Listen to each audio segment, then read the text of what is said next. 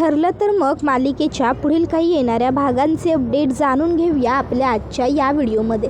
चला तर मग सुरुवात करूया आपल्या आजच्या या व्हिडिओला. आता आपण इथे पाहणार आहोत की कशा पद्धतीने सायली अर्जुन आता प्रिया ही बबलीच आहे याचे कन्फर्म पुरावे मिळवणार, जेणेकरून घरातल्या सगळ्यांसमोर ते आणू शकतील. तर दुसऱ्या बाजूला आता सायली आणि अर्जुन हे दोघंजणं मिळून आणखीन एक खूप चांगली गोष्ट करणार. आता नेमकं काय काय कसं घडतं हे सर्व पाहूया आपल्या आजच्या या व्हिडिओमध्ये. तर आता आपण इथे पाहतोय की सध्या सायली आणि अर्जुन ह्या दोघांनाही म्हणजे प्रश्न पडला आहे की आपण काहीही करून शोधू शकतो का प्रिया बबली आहे ही गोष्ट. गुढीपाडव्याच्या आत, गुढीपाडव्याला नवीन वर्षाच्या सुरुवातीच्या वेळी प्रियाचा खोटारडेपणा सगळ्यांच्या समोर आणून टाकायचा आणि नवीन वर्षाची सुरुवातीलाच प्रिया नावाचा कचरा आपल्या घराच्या बाहेर काढायचा, असं आता सायली आणि अर्जुन ह्या दोघांनीही ठरवलेलं असतं. तर दुसऱ्या बाजूला आता घरामध्ये गुढीपाडवा आहे, अस्मिताची डिलिव्हरी झाली, एवढं सगळं चांगलं घडल्यामुळे कल्पना आणि प्रताप खूप जास्त खुश आहेत.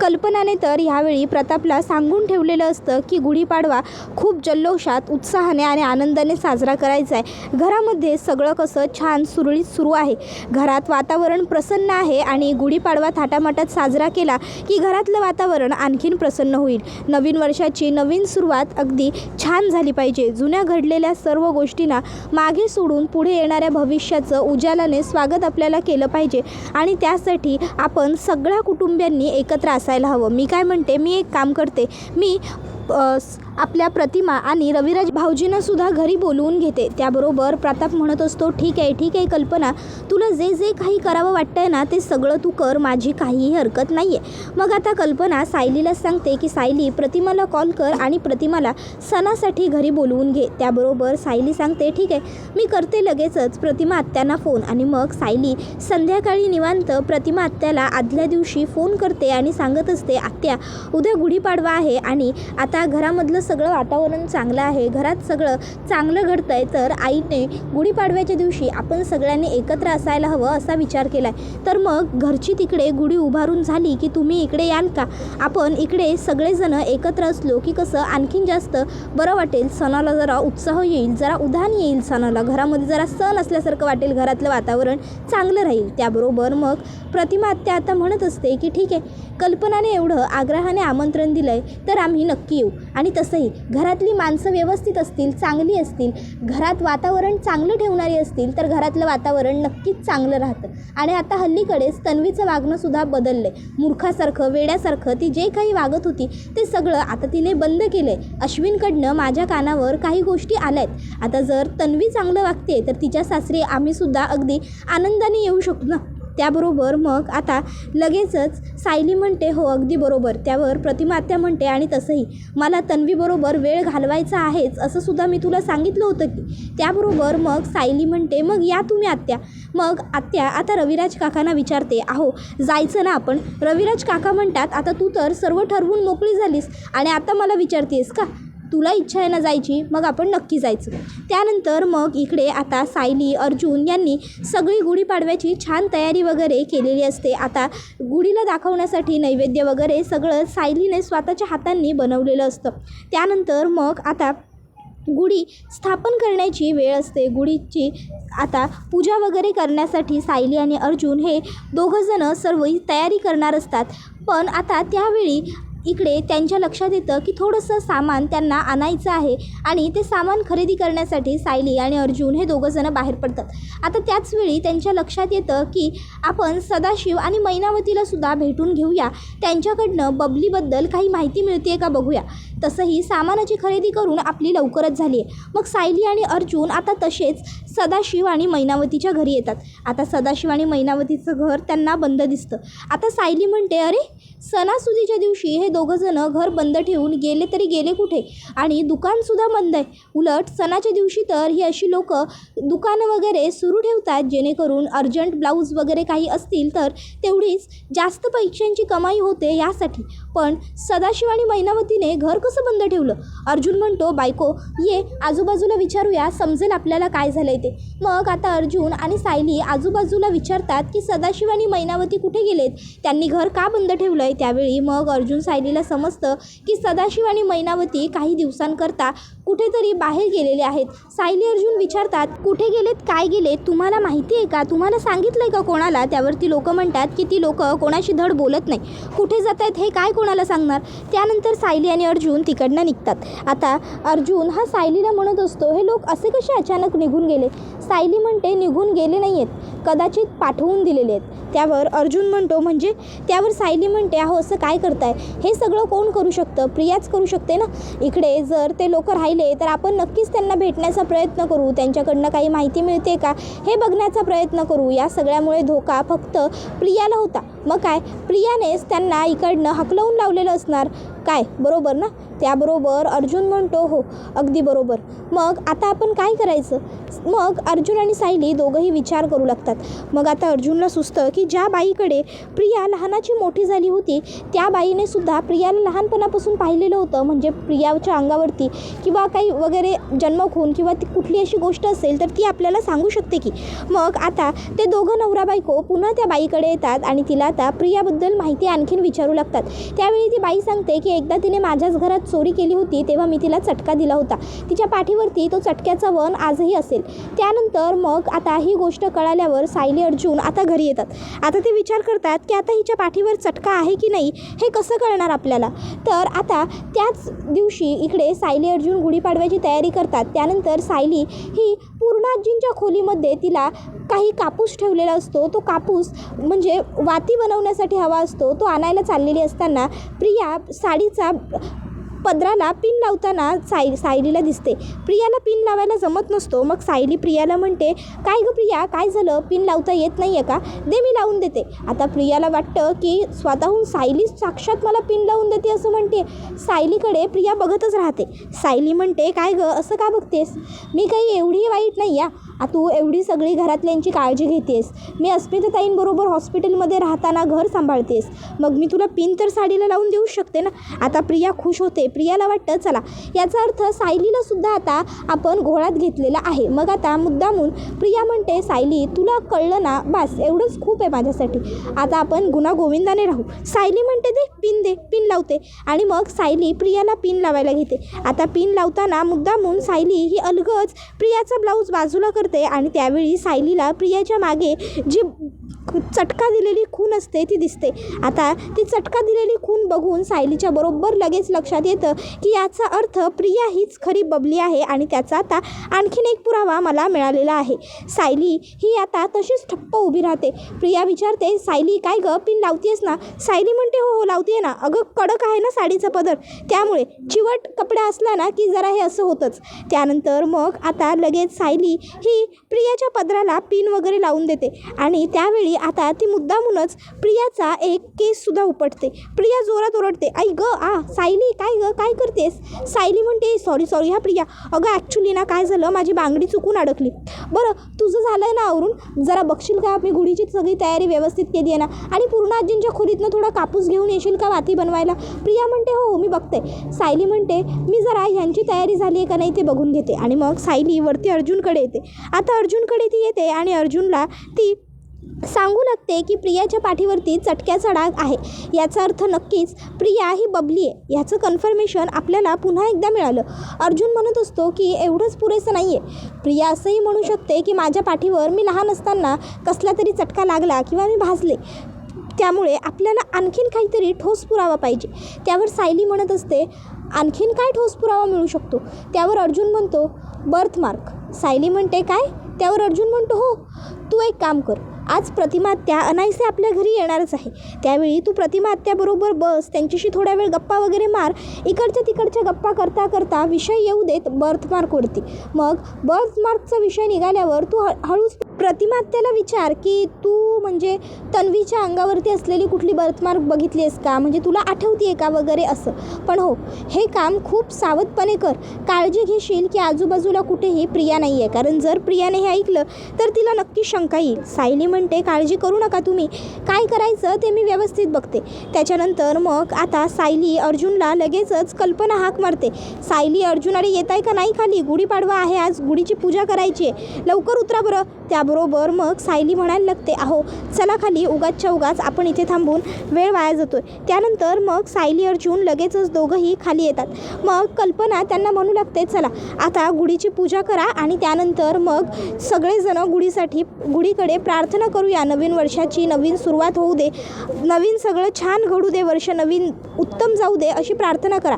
त्याबरोबर मग आता लगेचच सगळेजण होकार देतात.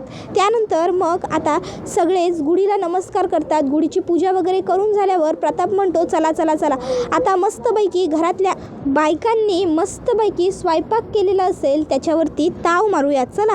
त्याबरोबर लगेचच प्रतापसुद्धा म्हणतो हो हो चला चला चला. मग सगळेच जण आता घरामध्ये येतात. तर आता इकडे घरात छान गप्पा सुरू असतात.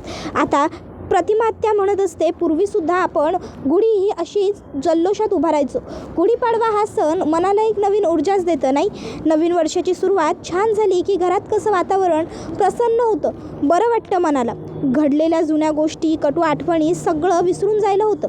आता सायली ही स्वयंपाकघरात जेवण वाढायला घ्यायची तयारी करायला. त्यावेळी अर्जुन तिच्याकडे येतो आणि अर्जुन सायलीला म्हणत असतो बायको काहीही कर पण आज प्रतिमा आत्याकडनं तन्वीची कुठली तरी बर्थमार्क वगैरे काहीतरी विचारून घेच. आपल्याला समजायला हवं की नक्की काय गडबड आहे ते. त्याबरोबर सायली म्हणते हो तुम्ही काळजी करू नका.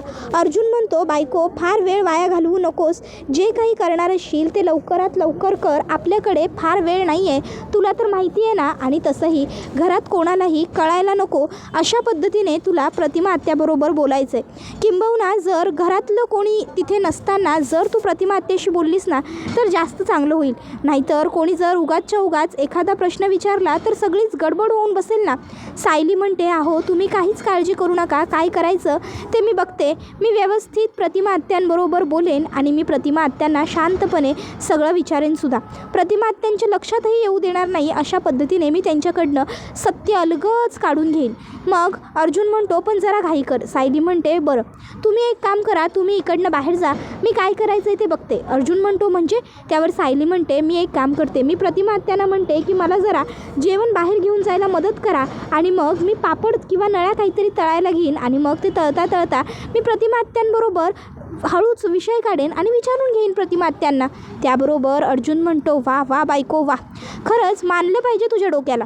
ठीक आहे कर, काय करायचं आहे ते कर, पण प्लीज प्रतिमा आत्याकडनं खरं तेवढं काढून आठवणीने घे. मग सायली म्हणते आता तुम्ही जाल त्याच्यानंतरच मी प्रतिमा आत्यांना इकडे बोलवू शकेन ना. मग अर्जुन तिकडनं बाहेर पडतो. त्यानंतर मग सायली लगेचच त्या ठिकाणी प्रतिमा आत्यांना हाक मारते आणि म्हणत असते प्रतिमा आत्या मला जरा तुम्ही थोडीशी मदत करा का हो, हे जेवण जरा बाहेर घेऊन यायला. नाही म्हणजे खूप गरम आहे त्यामुळे मला जरा जमत नाही आहे, प्लीज. आई असत्या तर मग मी त्यांना किंवा विमलताईंना सांगितलं असतं. त्यावर मग प्रतिमा म्हणते अगं असू दे सायली, मग काय झालं, मी येते तुझ्या मदतीला. आणि मग प्रतिमा आत्या सायलीच्या मदतीला येते. सायली म्हणते अरे देवा पापड तळायचे राहिलेच की, कुरडयाही नाही तळल्या. त्यावर मग आता लगेच प्रतिमा आत्या म्हणते एक काम करू, आपण दोघी मिळून तळूया. तू एका बाजूला कुरडया करायला घे, मी एका बाजूला पापड तळायला घेते, पटपट होऊन जाईल की. त्यावर मग सायली म्हणते प्रतिमा आत्या पण तुम्हाला उगाच कशाला त्रास. प्रतिमा आत्या म्हणते अगं त्रास कसला त्यात, असू दे मिळून करू, पटपट होईल. मग दोघीजणी करू लागतात काम. त्यानंतर मग आता सायली हळूच प्रतिमा आत्याला विचारते प्रतिमा आत्या तुमचं जन्मखुनेबद्दल काय मत आहे. प्रतिमा आत्या म्हणते हे अचानक काय. सायली म्हणते अहो नाही म्हणजे आमचे मधुभाऊ म्हणायचे की प्रत्येक मुलाला काही ना काहीतरी जन्मखून असते आणि ती त्याच्या गेल्या जन्मीची वगैरे असते, असं काहीतरी असतं.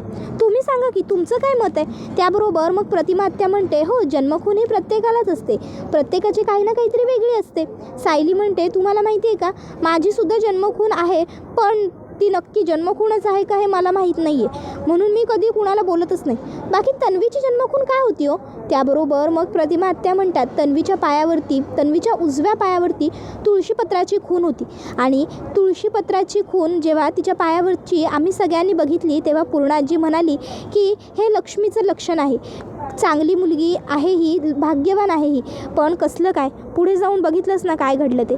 सायली म्हणते जाऊ द्या प्रतिमात्य, बरं आता तुमच्यात कुरड्या तळून झाल्यात ना, मग तुम्ही जा बाहेर बसा. ठीक आहे, प्रिया आली, मी प्रियालाच मदतीला घेते. मग प्रतिमात्य तिकडनं बाहेर जाते. सायली मुद्दाम म्हणून तिथे काचेचा ग्लास फोडते आणि प्रियाला म्हणते, प्रिया अगं ऐक ना, जरा तेवढ्या कुरड्या काढायला मला प्लेट देशील का. प्रिया आता प्लेट द्यायला येते, तिच्या पायाला काच लागते. सायली म्हणते थांब थांब मी काढते. आणि मग सायली बरोबर प्रियाच्या उजव्याच पायातली काच काढायला घेते आणि त्यावेळी ती प्रियाच्या पायावरचं ते तुळशीपत्र बघून विचारते, तन्वी ही तुझी जन्मखून आहे का. त्यावरती होकार देते. सायली ही गोष्ट अर्जुनला सांगते. त्यानंतर मग सायली हेही म्हणते की ती जन्मखून ना मला जरा पुसट झाल्यासारखी वाटत होती, म्हणजे ती जन्मखून आहे असं वाटत नव्हतं, ते गोंधळून वगैरे घेतल्यासारखं वाटत होतं. पण हे आता आपण कसं शोधून काढणार. अर्जुन आणि सायली विचार करू लागतात. मग सायली म्हणते जर प्रियाने ते गोंधळून घेतलेलं असेल तर ते ब्लर झालं आहे, ही गोष्ट मीच तिच्या लक्षात आणून दिली आहे. मग ती उद्या परवामध्ये पुन्हा ते डार्क करण्यासाठी जाणार, तेव्हा आपण तिच्यावरती लक्ष ठेवून राहायचं आणि नक्की ते काय करते ते बघायचं. अर्जुनचं आणि सायलीचं आता ठरतं की प्रियावर लक्ष ठेवायचं. तर आता इकडे प्रिया विचार करते, बापरे नशीब सायलीने माझ्या पायावरचं तुळशीपत्र फार नोटीस नाही केलं.